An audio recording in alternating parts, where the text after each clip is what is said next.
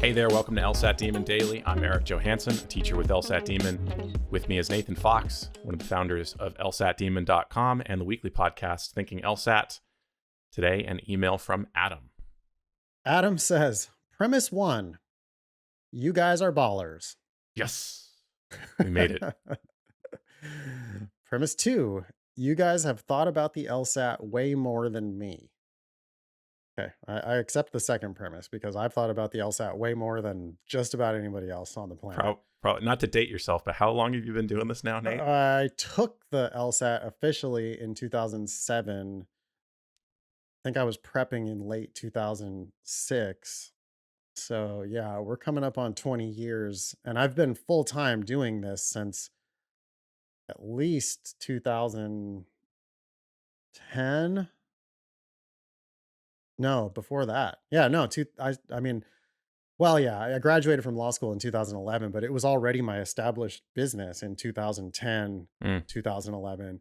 So, like, I've been thinking about the LSAT pretty much nonstop for, yeah, 15 years plus.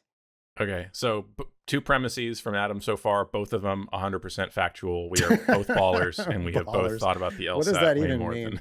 Yeah, Ben is a baller, I think. I'm just some guy. I got lucky. Ben's the one who's Are really you like a baller. the team manager, collecting the balls and putting them in the bin? I feel like that's my job. I'm not Scottie Pippen. I'm something lower than that. I don't know. All right. Well, thank you, Adam. Appreciate it. But we got more premises. Premise 3. Okay. I have paid for and consumed Demon content for a mere 1.5 months. Okay, welcome. Cool. Premise 4, I am confused by Demon's one question at a time and ignore the clock strategies. Oh, interesting. Okay. Why are we confused by those strategies? Those strategies basically just say you need to understand the test. Yep. Be careful.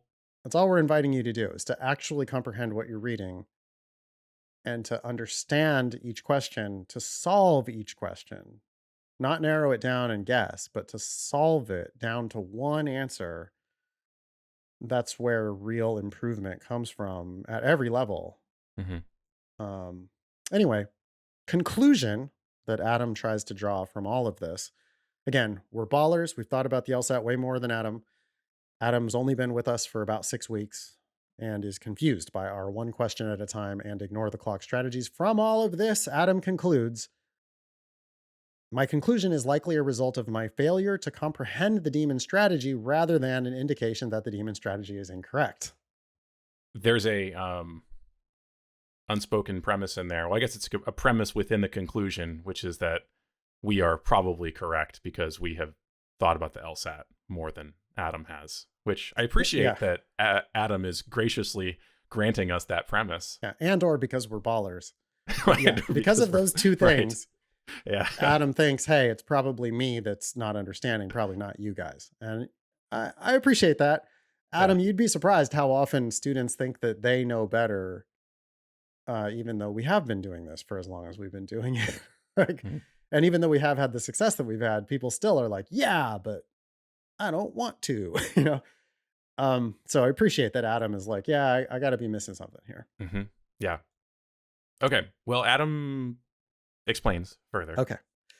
As I understand them, Demon timing strategies seem fine to a limit. But just as it would be bizarre to me for an NFL team to keep running its offense identically regardless of the score or time remaining, ignoring the context of an LSAT section feels suboptimal. 2 questions that should help clear up my confusion. Okay, so an NFL analogy here. Clock management is really important. I'm already trying to think of how to work with this analogy to. Well, I mean, but I understand at least, like in NFL terms, there are times where scoring is the worst thing you could do. Sure. Depending on. You'll see a running back late in the game take a knee at the 1 yard line on a breakaway instead of running to the touchdown. Because it's like, no, the other team has Pat Mahomes and I don't want to give them the ball back because they will guaranteed score a touchdown if we do. And go for two and have a chance to tie the game or whatever. So I don't want to score even a touchdown. I don't want to score because of the specific time context. So I get that. Hmm. The question is, does an NFL game have any like actual analogy to the timed section on the LSAT? Right. Not really, because there is no opposing team, and all you're supposed to be doing is getting the best score you can get for you. That strategy doesn't change just because the clock's ticking. Yeah. Well, I think what Adam is saying is, look, the first half, we just ran the ball, and that didn't work. So why the hell would we just keep running the ball in the second half? We gotta go to the pass. Well, That's then, where I think the analogy breaks down when you apply it to the LSAT, because if you get through the first 10 questions of a section diligently focusing on accuracy, making yeah, predictions based on your careful reading of the text, not worrying about the time. If you do that and you get for the first 10 and you haven't been making progress up the field by doing that, it's not the strategy's fault.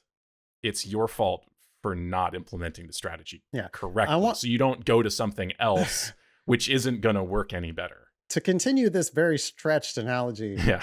I want Adam to develop a very solid running game, and I want him to do nothing but run it up the gut every play for the entire game. Okay. Hmm.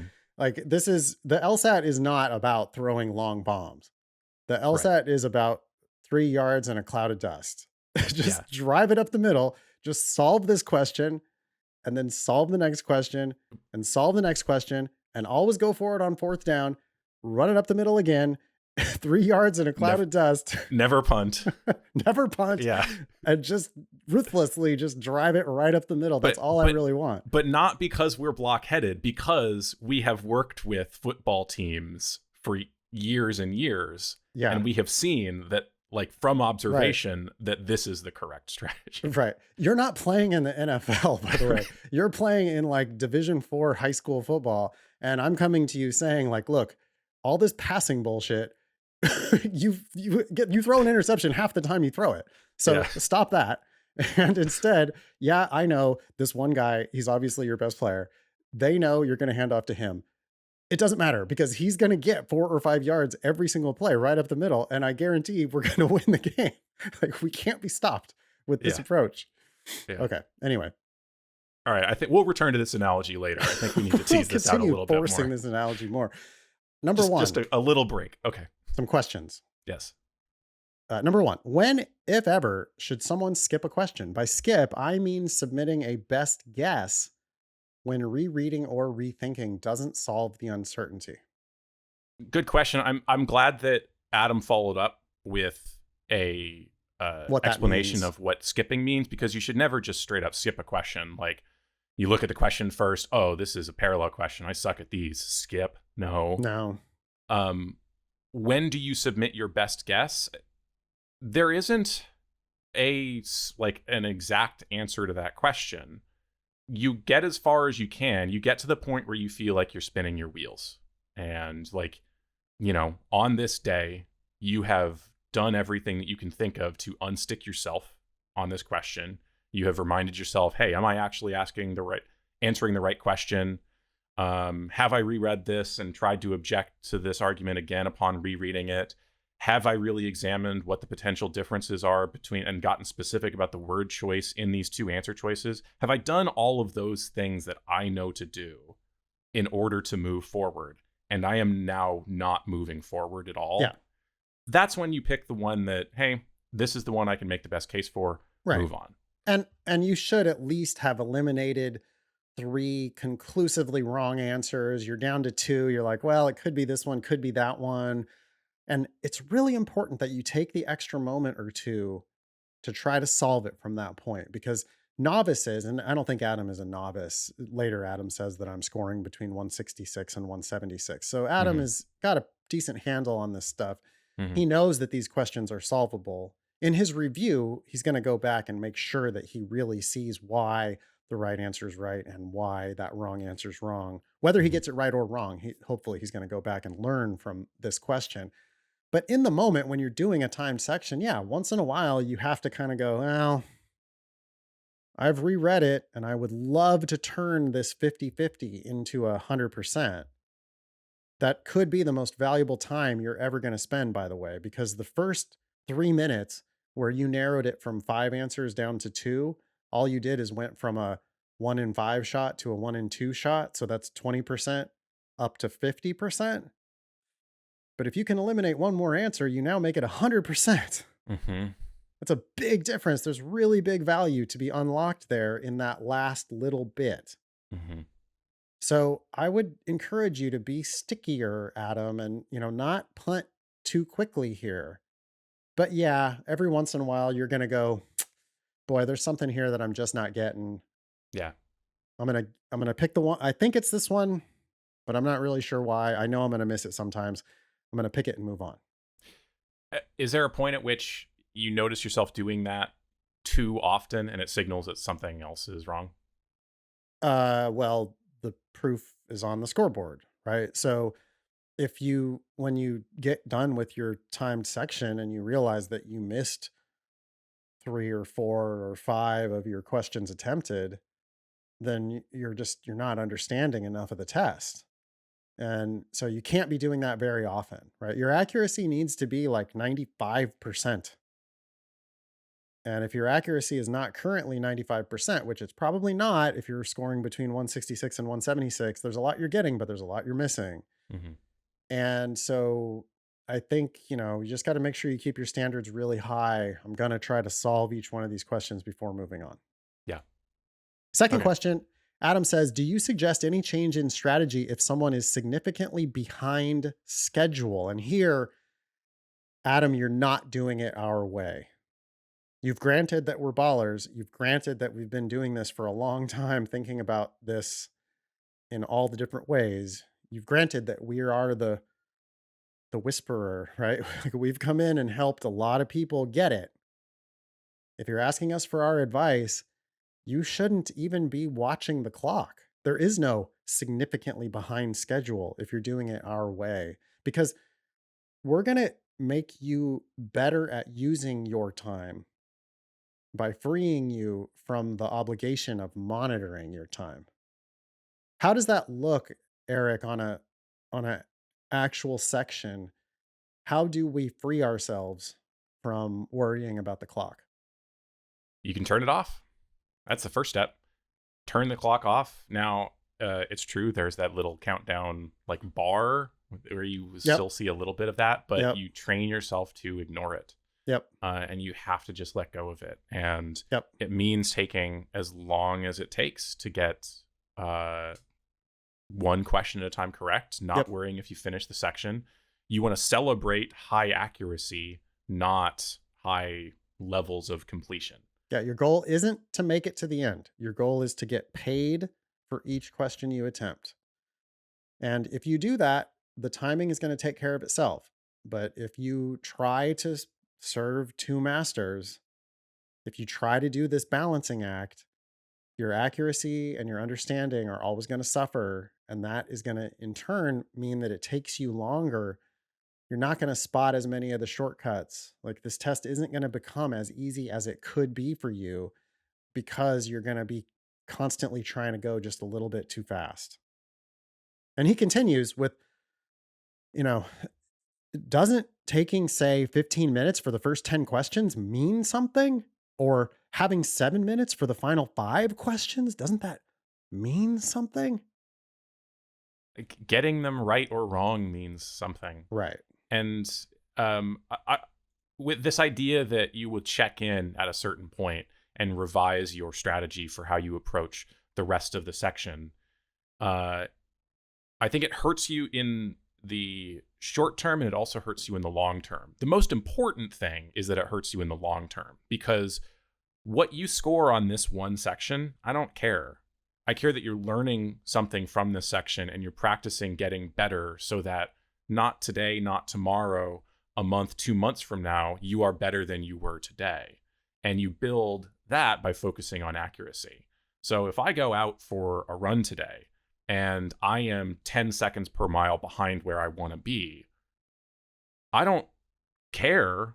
I know that I am running at an effort level and with an intention that will pay off a month from now in my race. Like, what I run today doesn't matter. I'm building up my ability to run more later. So you're focusing on the long-term growth by focusing on accuracy, but probably less importantly, you're also sabotaging yourself on the rest of that section by trying to go too fast. And that's what Nate was talking about, is Yeah. if you try to do those last 15 questions super quickly, then you're going to probably end up getting just as many wrong as you would have if you had just guessed on a bunch of them, because given how you're limiting your time, you're just going to be guessing on a bunch of them anyways.